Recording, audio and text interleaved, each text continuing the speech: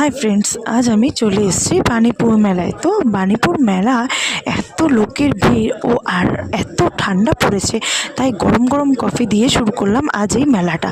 তো মেলায় তো চলে এসেছি, তাই অনেক কেনাকাটা খাওয়া দাওয়া তো সবই হবে। আর বাণীপুর মেলায় যারা যারা কখনো আসেনি তারা অবশ্যই আসবে আর দেখতে থাকো। তো বাণীপুর মেলায় এসে তোমাদের কেমন লাগলো, তোমরা কি কি কেনাকাটা করলে সেটা কমেন্ট করে জানাবে।